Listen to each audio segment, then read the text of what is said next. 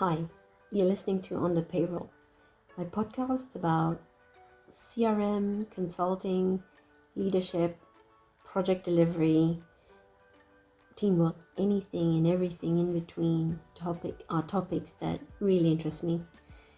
Last week, I spoke to Tokeer Ahmed, who's the head of the functional division for Salesforce at Capgemini, and we had such a great conversation that we needed to have part two. And in today's session, you will hear that we hone in and we dive straight into the kind of skills that's required for a Salesforce consultant, a functional consultant, or a BA, business analyst, to become really successful within the ecosystem, and how to thrive in an arena where competition is so tough. I really enjoyed my conversation, and I really hope that you will too. Enjoy.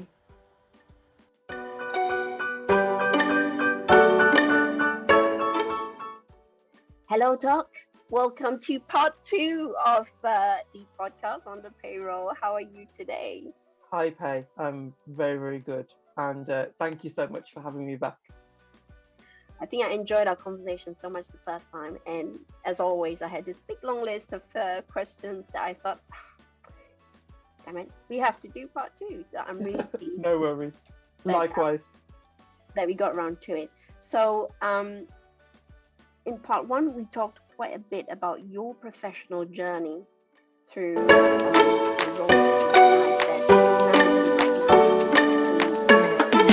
as functional head of Salesforce at Capgemini. What I'd like to start with today is to maybe just ask you a question to say, could you maybe pull out a few lessons that you've learned on your journey that you think might be helpful for anyone who's listening in on the podcast who might be thinking of either getting into Salesforce or into consulting that you think might be useful? Yeah, absolutely. So I think one of the lessons would be when you're kind of approaching like a certain task, right? What I would always kind of advise new people now to kind of do is you kind of have something, you have like a goal or an objective, right? And you want to try and meet that goal. Yeah. What I would always say is always try to aim to see how you can just slightly exceed it, right? So I always say to people, meeting it is brilliant, right? That's absolutely spot on, right? But not every time, and it won't apply to every single objective or goal that you have, right? But for some of them, you should think about, how can I just give that little bit extra back, right? Because what I've found in kind of my experience is that when you do those few little bits extra, right? And I'll give you an example from way back from a few years ago, right? Where basically I was kind of tasked with kind of putting together a few reports within Salesforce, right? And basically for those familiar with Salesforce reports, there's like filters, and you can have kind of joined reports, etc., like that, right? So I was kind of tasked to do with like a few reports, and then actually doing the reports, there was a couple of things, and I think if my memory serves me correctly, it was something to do with like account types. The customer had various different account types, and I think I noticed that actually there wasn't a report for that, right? And actually in Salesforce, it was relatively quick to pull it together. So I kind of did just that little bit extra, right? Gave it back. And I'm not saying do extra, break your back, right? But do that little bit extra. And what I found was actually a really huge positive response to that, right? from the client, also from the project management, right? Because they were like, oh, that's brilliant. Can, something that we didn't think about. Let's do more, right? We need to do more of those. So let's put in some, user stories or requirements around that. You've just kind of done the light bulb, right? So yeah, so I think just spinning off that, that's key bit of advice, is always try to just do that little bit that exceeds, because I think it's the exceeding that kind of makes the noise. So meeting it is really good. Exceeding is I think that's what is going to take you further in your kind of career. I think you're right, because what in my head, that what you're describing is that little X factor, isn't it, of the people that we see, and that's a job description. Expectation is you can do that job, but as you say, it's that little bit extra that makes you stand apart from the crowd, so to speak. So that's really quite handy as a lesson.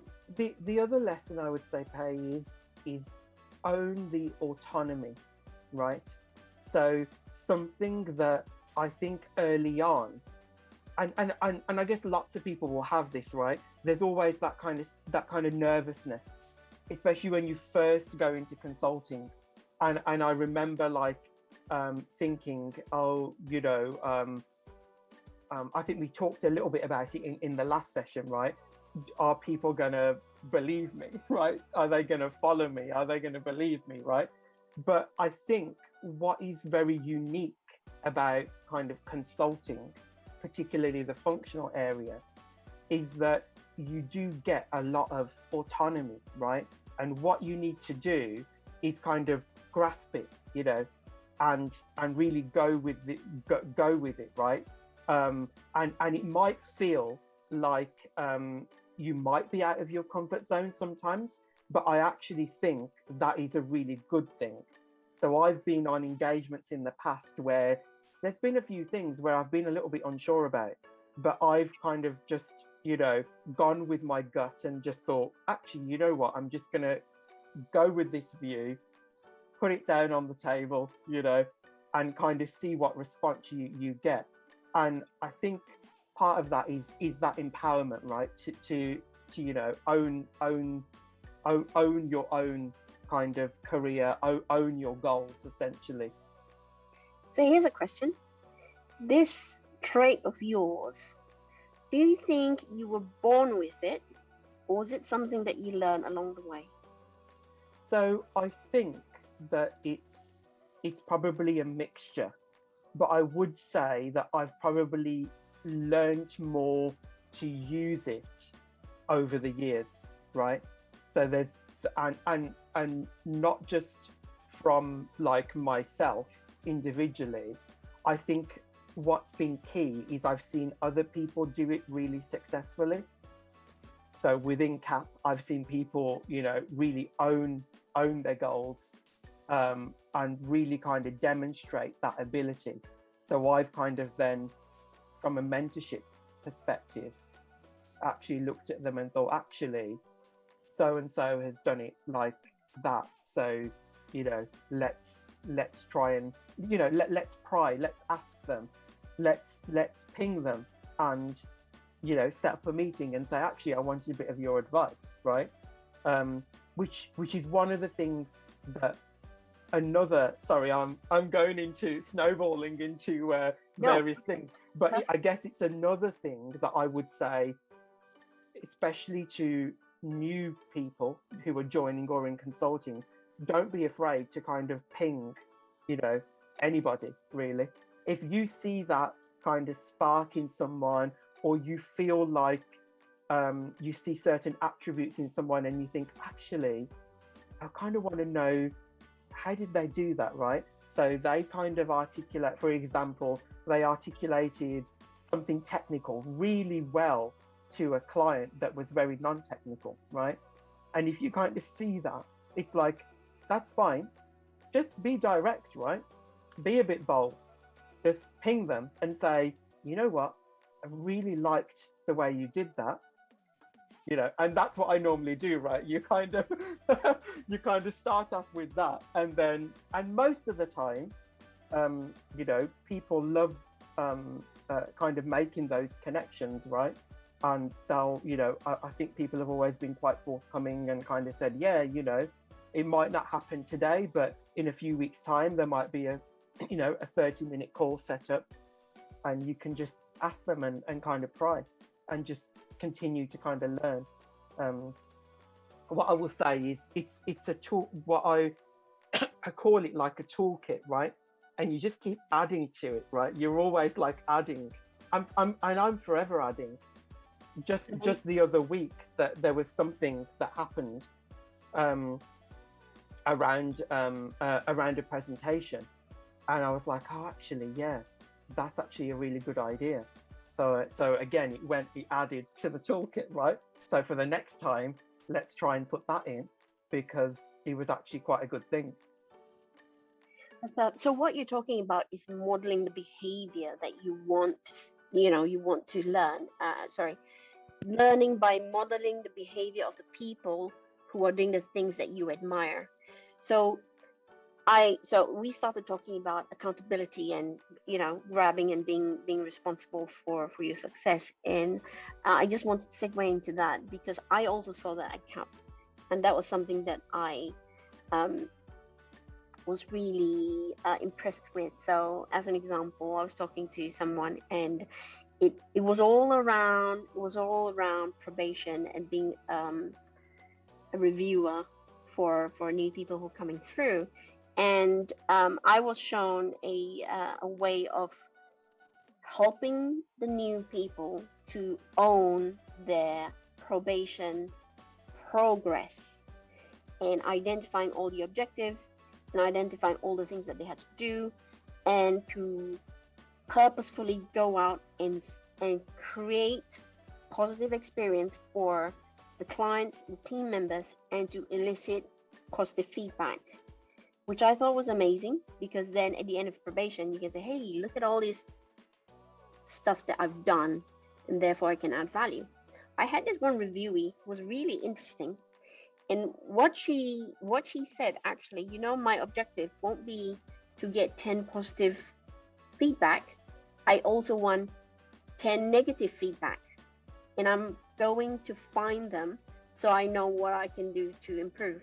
And that kind of blew me away, because that's kind of what happened. And then she was able to show me that she was taking that one step further, as you were talking about, not just, hey, look at how great I am, but hey, I've also found all these things that I could improve on, and here's my plan for actually addressing them, which I thought was quite amazing. That's really good, hey, to kind of hear, and I think it's learnings, right? So it's about taking those, and I wouldn't necessarily say negative, right? It's about taking those kind of learnings, and then you're right, you kind of do the kind of gap and say, actually, out of that, what could I have done better, right? And actually, how am I going to get to getting better, right? And it's really good, right? Because you can then actually write those down.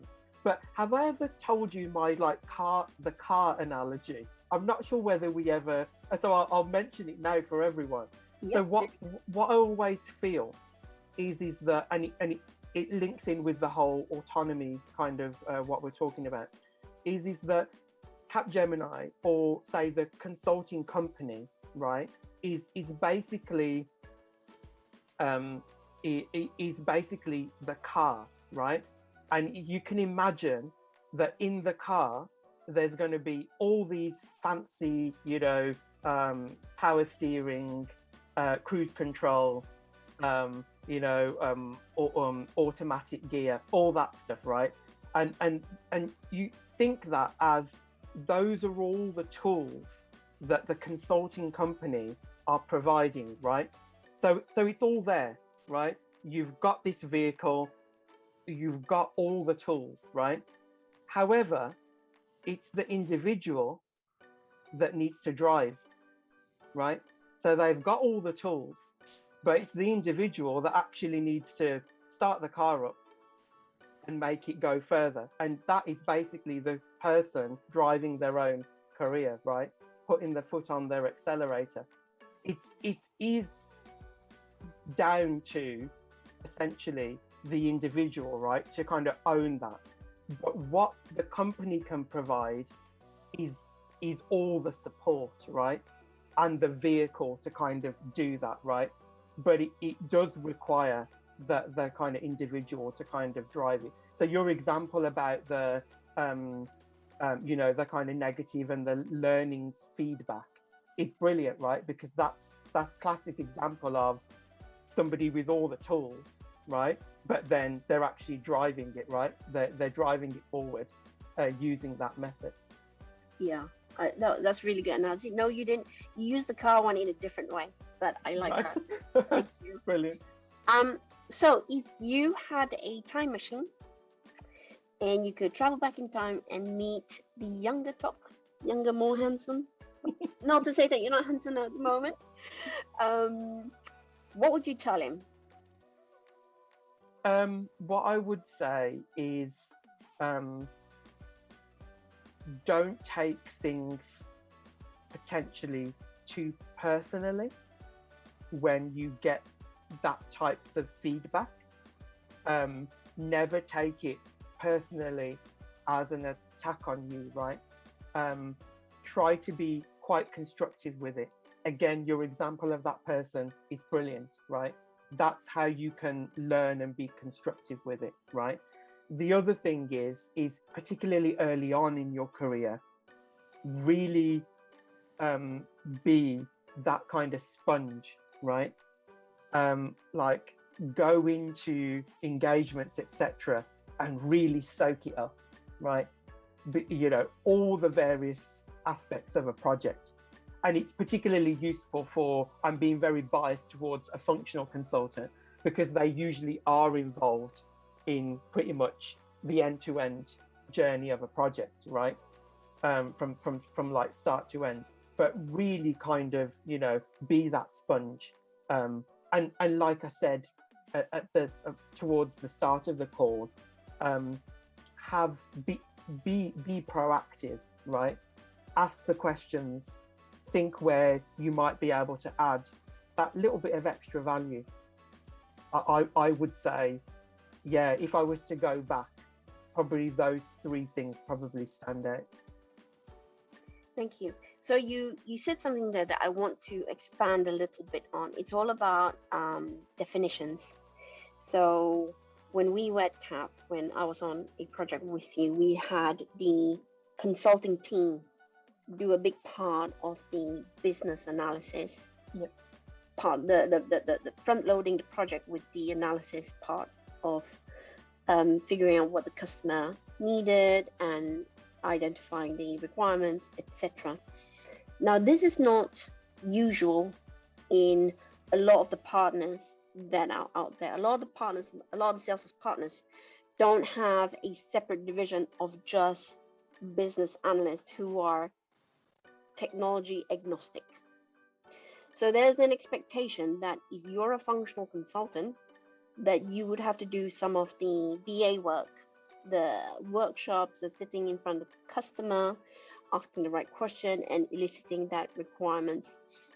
Do you see, so when we were doing that project, I came in from that point of view to say, in a lot of the partners I've worked in, functional consulting division had to do some BA work, and that wasn't in some of the projects that we were in. Is that still the case, or do you, at the projects at CAP, is it still front loaded with more pure BAs and then functional consultants just kind of pick it up after that? So it is still a combination. So it is still, and what I would say in that, I think regardless of if you want to pigeonhole, kind of people or roles, right? I think regardless, right, I feel that the functional consultant, right, I think to be a successful one, you would need to have some element of the business analysis, right? And it's that ability to kind of be able to kind of get from a customer, what the ask is, right? So it's almost being able to kind of derive that from them, and then kind of putting the Salesforce spin onto it, right? And then playing that back. So I think in order to be a really successful functional consultant, you do have to have the business analysis attributes are there, right? And I think sometimes, people don't realize that they have them, and they've been doing them all their life. So I've had some very key individuals within the team who come from a non-consulting background, right? And actually, when you pry in an interview, and then when you see them kind of flourish on a client, it's like, it's that light bulb moment where they say, actually, I've kind of been doing this for the last 5 years, but I didn't really realize. It's just that now that I'm with CAP or whatever consulting partner, you're officially using, the agile methodology or whatever, right? But actually, I've been doing my own version of backlog refinement for very many years, right?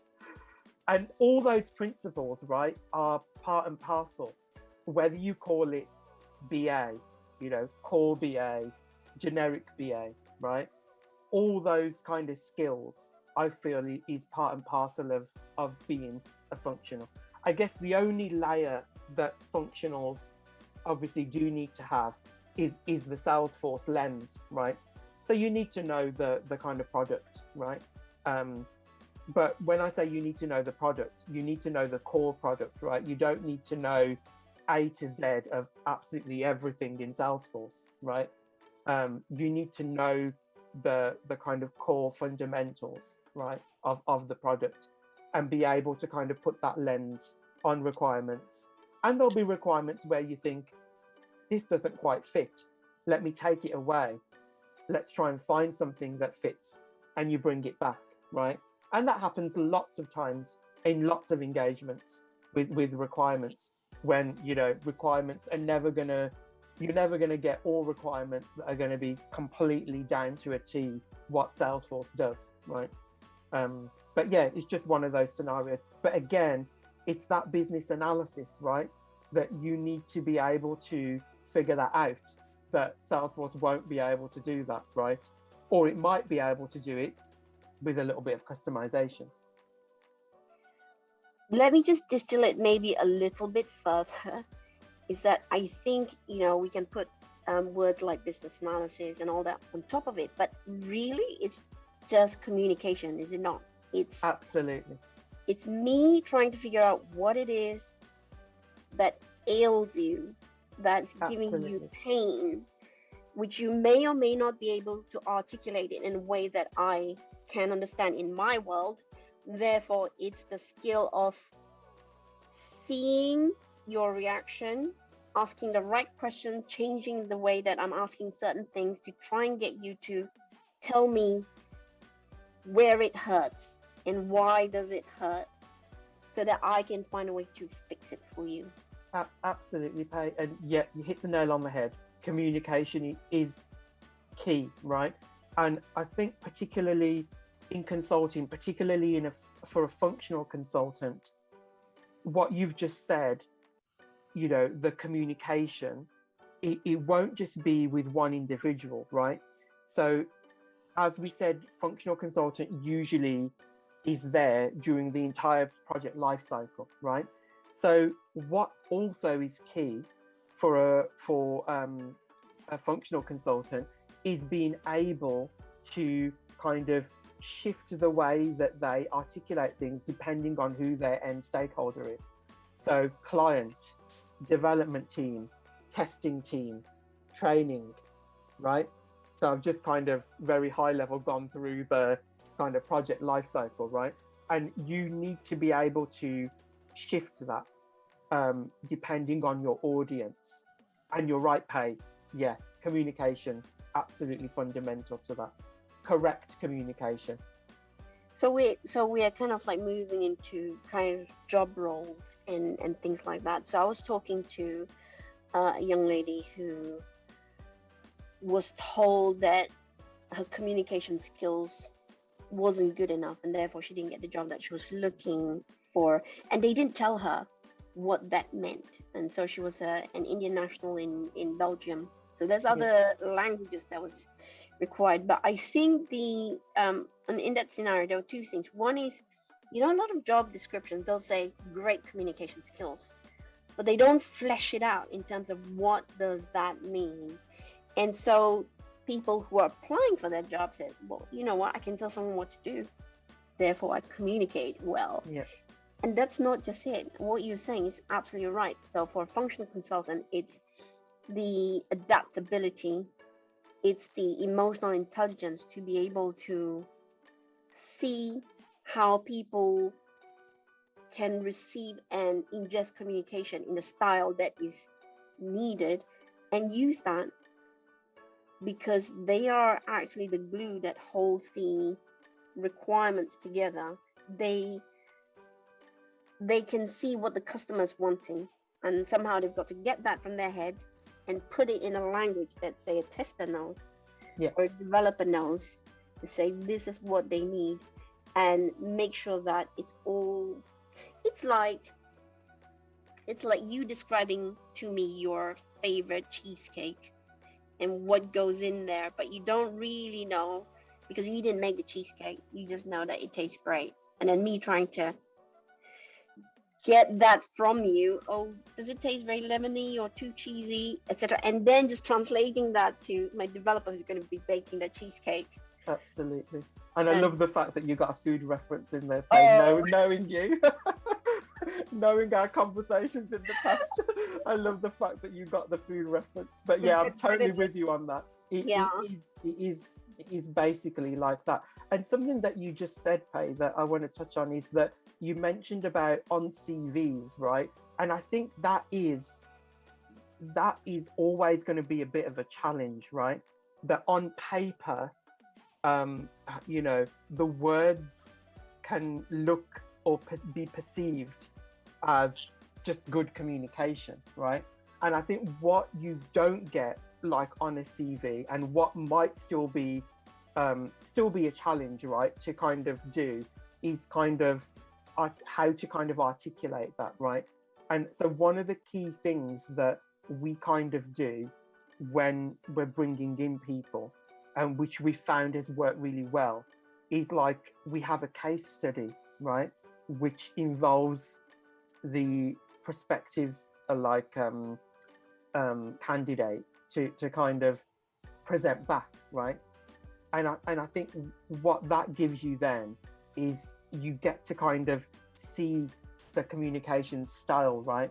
You see what the style is like, and you kind of see it being brought to life, right? So I do feel that I think there's always going to be the element of a challenge with what is on a CV with a few bullet points, right? And I'll be honest with you, I've seen people that had just one bullet point in there, right? And then in an interview, they've been absolutely amazing, right? And you just think, actually, their CV didn't do them justice, right? From a comms perspective. And I've also seen the flip side, where somebody's gone into lots of detail on the CV, and you look at it and you think, oh, really good, sounds really good. And then you get to an interview and that doesn't happen. And then you just think, oh, actually, not right. So yeah, I think sometimes, on paper, I think you will always have that bit of a challenge. Let me just drill down that particular point itself. So looking back at the CVs that you've had to go through to build your team, we're going to go to that in a minute. Has there been any that struck you as a well-written CV that sets the expectations right. So the two scenarios that you provided was someone whose CV has been slightly lackluster, depended on you to give them a chance to actually interview to correct that misperception, and a CV that set an expectation that was really high, got them the interview, and then you went, oh, really? So both scenarios are not great. So obviously we're talking about person number one who has the potential. What should they, what are the kind of things that you've seen that made you think, this person is worth talking to, and that, when it comes for the interview, they've actually, proven themselves right? What are the things, other than just I'm a great communicator, what kind of things have you seen that made you want to pick up the phone and say, can you do an interview next week? Yeah, I think, hey, for me and the successful candidates that we've had, is the application of said skill, right? And then, I mean, it sounds like I'm Goldilocks here, so I'm just trying to, right? But like, what, and also, it needs to be done in quite a concise way, right? So I have to admit, it don't get me wrong, it is a challenge, right? Because you think, I want to sell myself, but how do I do it so it's not 7 pages long, right? But what the ones that I've seen that have been really great examples is definitely where a skill is mentioned, but straight after the skill, you have a short paragraph about how they actually, an example of how the skill has been, that how they've shown that skill, particularly communication, or if they know about a certain Salesforce product, or maybe it's about a certain part in a project life cycle, right? So I think that is, I would say that's probably the thing that I look out for. And the successful people have been the people that perhaps, do that little bit of articulating it in a way that backs it up with not just a bullet points of, I know, right? Because then it's better if you say, I know X, and this is how I applied X. I also know Y, and this is how I applied Y. I also know Z, and this is how I applied Z. Love it. I think I've seen a lot of CV where they just say, I know this, I know this, I know this, and I've done this in this project, but not the how, as you say, the application of it. So, Absolutely. Okay, that's really good. I'm going to just go back to, and now flip over here to your team and what we talked about.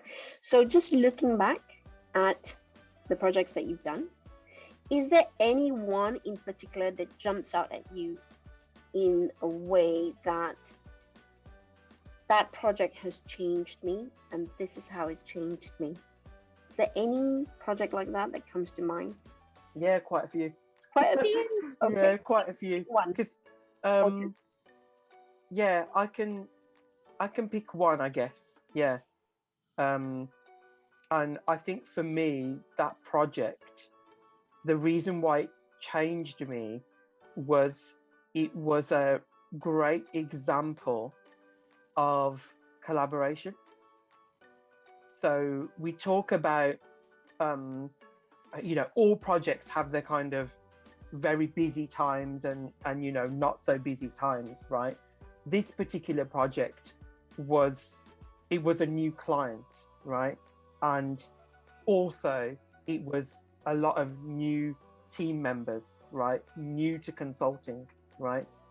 And I think where we were in day one was probably not a great place, right? But actually, what is amazing is on day 150 is where we got to, right? And the trust that we built. And for me, that particular one, and it was around, I think it was mainly around the camaraderie that we had, in that we all, there were some huge challenges, but we faced the challenges together. And I still to this day have some brilliant conversations with the people that I haven't worked with for a few years, right? Because they've, like in a lot of large consultancies, you sometimes, get together with a team and then you might, they might then move on to other areas, right? So yeah, I'm still in contact with those people. And it's purely because we went through this kind of experience together, right? And it sounds a bit cliche, right? So like you have all these kind of weird and wonderful reality TV shows, right, where people go off and they go into the jungle, right? But for us, I think that is our kind of example, right? Where sometimes we have projects where we actually have these really kind of life skill building experiences that we share with other individuals, right? And it, for me, coming out of it the other end, it's such a great experience, right? Because like I've said to you before, Pei, I love connections, right? I love connecting with people. And what better way to connect with somebody than to actually go through, a huge kind of implementation project with somebody. And yeah, don't get me wrong, there were late nights, there might have been one or two all-nighters, right? But it was all everyone working towards that kind of end goal, right? Yeah. I'm just going to take this opportunity to just touch on that in particular. I think it's human nature that when you go through really intense experience, you create this bond. So I read this book on this Marine and how he talked about his brothers when they were on tours together. Mm-hmm. And when he came out and became a civilian, that he didn't see that, and he couldn't make those connections because everyone's experience seemed very superficial and shallow, and he'd see people fighting at a car park and he wouldn't be able to understand it. But then, the whole book was around those experiences that he had and how they've built long-lasting relationships outside of the war zone. And then I heard another story. In 2004, there was a tsunami. It was very big in Asia, Southeast Asia. And in particular, I heard about this where two couples who went on holiday together. And I think one of each partner went scuba diving. And their respective partners stayed on the shore. And what happened was they survived, both couples, but the two partners who went scuba diving, because they had experienced such an intense moment, you can kind of guess what happened. Both marriages broke up, and the two who were out at sea had got together. Mm-hmm. And so it's things like this, and also things like what happened after 9/11 with the firemen who then had to comfort the grieving widow of their teammate because they shared that intense experience. So my theory, my non-expert theory on human behavior is that if you can create the right environment, you select the right individuals. So we're talking about team members come in, and you have a mission or an objective. In this case, it's a project, and projects ups and downs, and especially when things get bumpy, if you have the right individuals, you can create that team. And I think it's quite exhilarating when you're going through, isn't it? Absolutely. To have somebody so in sync with you, how they're going to react when an email comes in that is going to provoke a reaction. Absolutely. And it's one of those things again, right, that you can't, afterwards, I've seen many slides on that particular engagement where, they've been bullet pointed that, oh, this happened, right? But what you can never bullet point is that experience, right? And that is just something that, it's almost memory, what you learnt from it, what you share with the other people. You almost can't put that into words, right? It's just what you deem as the experience, right? And you take the learnings with you for like your next engagement. Correct. I really like that. So I'm now going to pivot back into the fact that you have more than doubled your team members since January, you were telling me, and that kind of, kind of blew my mind a little bit. So tell me again. So how many did you have in January, and how many? Yeah, so we had around 13 in January, just in the functional team. And now we're probably at probably looking towards like 28 or something like that. So yeah, it's there's been quite a lot of increase in the numbers, and I think it just proves how within the Salesforce ecosystem at the moment, the wider ecosystem, it all kind of boils down to the fact that so many people are now wanting Salesforce implementations. And I know Mark Benioff, the figure for whatever the projected numbers were for like from now until like 2024, right, just keeps on doubling, tripling. So I think it's just it's the echo effect of that essentially. So lots of traction, lots of things in the pipeline.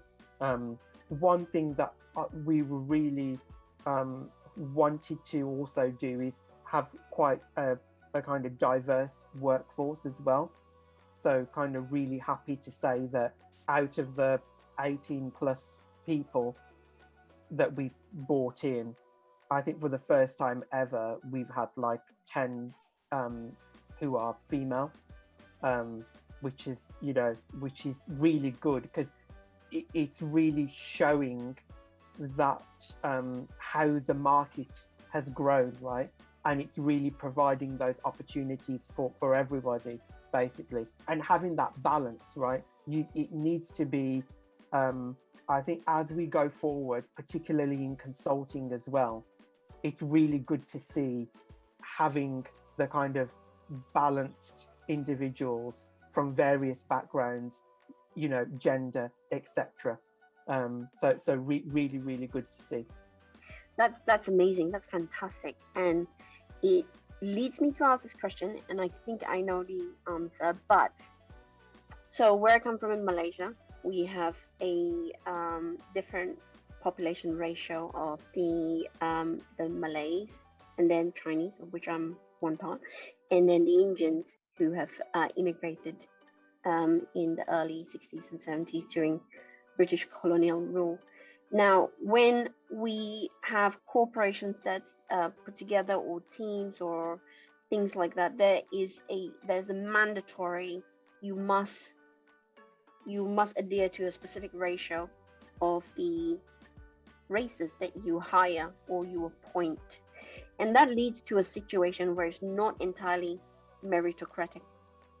So because we have to follow this, this formula, whatever that might be, then it's not down to we are picking the best from the pool that we've got. So just going back to what you were talking about, in that you were saying, right, you want to make sure that your team's diverse and that you now have the intake is, there's more females. Tell me that that's not the path that you took, and that the pool that you've had is showing up that females are actually qualified for the roles, and not because you wanted to make sure that you had a diverse team. Oh yeah, absolutely, Pay. So everything that has kind of happened is what I always say is it's the best things to happen is always when they happen in an organic way and in an unplanned way, right? So absolutely, individuals that have come into the team, you could essentially take the names away from the profiles, right? And you could basically say, whoa, great experience, right? Really, has some really good experience.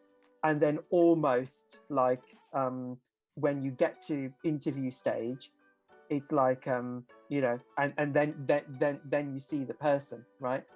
So yeah, definitely, it's kind of all fortunately happened really organically. But I think the main factor in that is because actually I think Salesforce ecosystem is probably didn't used to be, but I think now is probably one of the most diverse that we have, particularly around the consulting, right? And I think what's kind of led to it is the fact that Salesforce, as you know, has this kind of global community, right? And I think what is really good about that, and what I think consultancies, particularly somebody like consulting like Capgemini, is to really ride that wave with them, right? As a partner, to basically say, you know, we are open to all individuals, right? And projects that we've done in the past, Pei, you know that we've had individuals not just based in the UK, but in other countries, particularly South Asia, right? And yeah, so I think a lot of that drives has kind of driven the fact that we are getting such a brilliantly diverse kind of market for Salesforce opportunities out there. It's amazing. The path that the trending is going towards the future. That's quite exciting.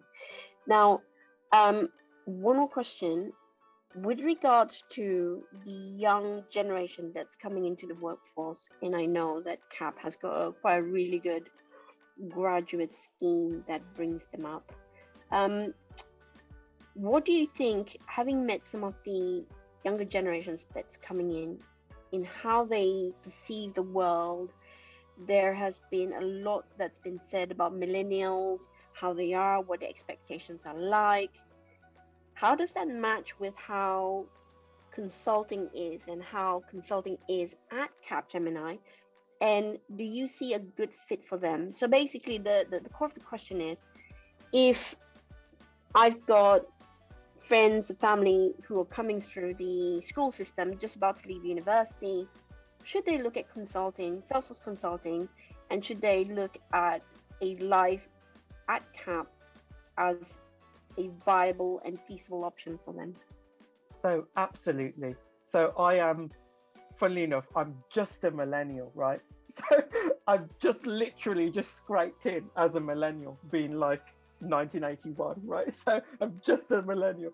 And what I would say, Pei, is yeah, absolutely. Because remember I said about being that kind of sponge, right? And really taking it all in. I think the opportunity there, particularly when you're a fresh graduate, right, is just so immense, right? Because you and don't forget, this is a product that is just so exciting. It's forever evolving, right? So I think what the type of world that we do live in now is that people do want those quick wins, right? People want to be, in 2 years' time, I'm going to be VP.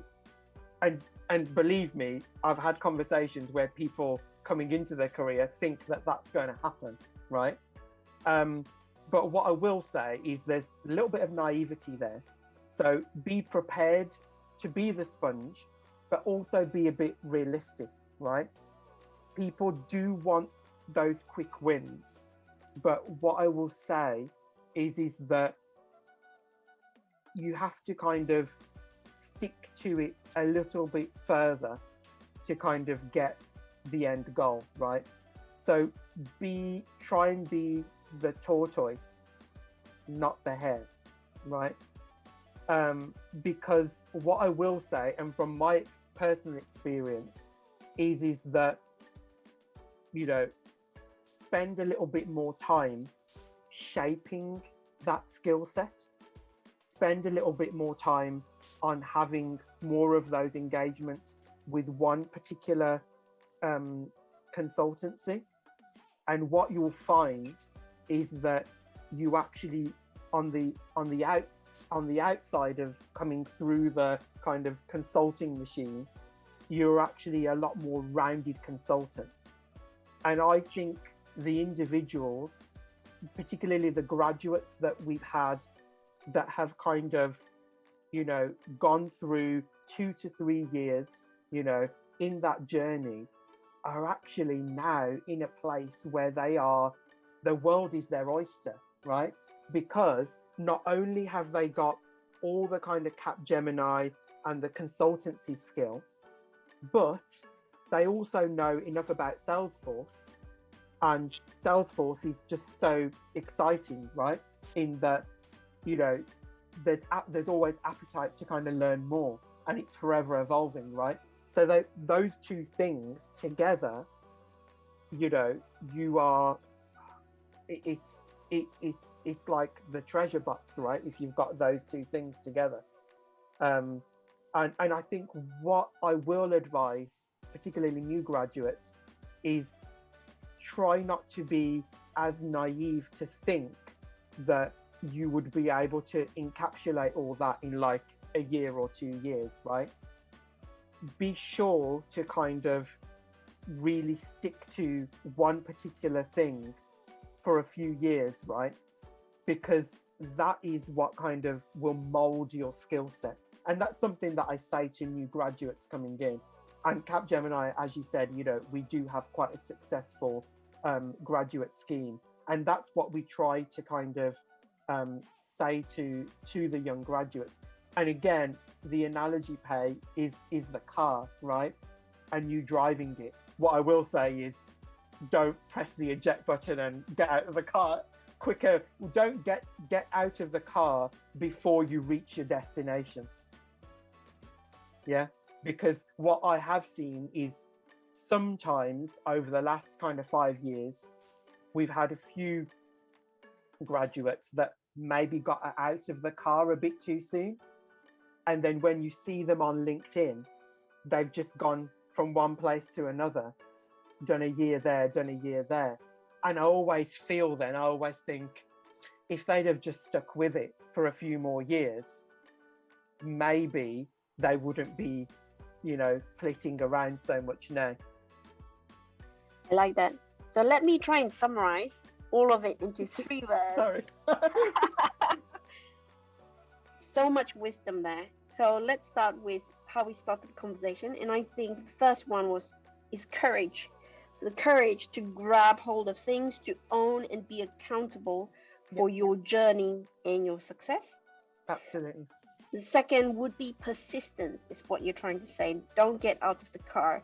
Know what you want, even if you don't quite know what you want, but have the persistence to stick with it until it bears fruit. So don't just think, "Ooh, this is uncomfortable. Let me try something else." It's just building the internal fortitude to just build your skill set. And probably the third one, which you kind of mentioned in different places, is resilience. Yep. To just be able to kind of push through and bounce back when things may not be going your way. Do you think I missed out anything? No, I think you're bang on, Pay. So thank you. Brilliant summary. Fantastic. I want to be very mindful of your time. I think we've gone a little bit over, but this has been such a treasure. Just going back to your London's Calling talk, you had what was your title? It was the Treasure Trove of Discovery. A discovery of riches, yeah. That's right. This has been amazing because there's so much in here in today's talk, specifically around the career path, around graduates, and how someone new can come and create a future. I think the future is really, really bright with consulting, especially with CAP. So just before we go, and I don't want to get people to inundate you with connection requests, if they're interested in this, there is a link, right, for them to apply to the graduate program. Yeah, absolutely. And also, there's there's a link on the website, and also, you know, feel free to kind of ping me on LinkedIn as well. So happy to kind of take that. Are you sure? There's gonna be like tons of people coming on. No, But absolutely. no, this has been an amazing conversation. I really appreciate you taking the time out with me. So this, I think, is one of the more valuable ones that a lot of the newcomers in the ecosystem and also to consulting will find extremely valuable. Thank you so much, Top. I really appreciate this. No problem, Pei. Thank you so much for having me, and hopefully we can catch up soon again. I'm sure you know there's lots more topic that we could carry on talking about. So let's part 3 for now. I think this has been amazing. Thank you so much again, Top. Brilliant. Thank you. Thanks a lot, Pei.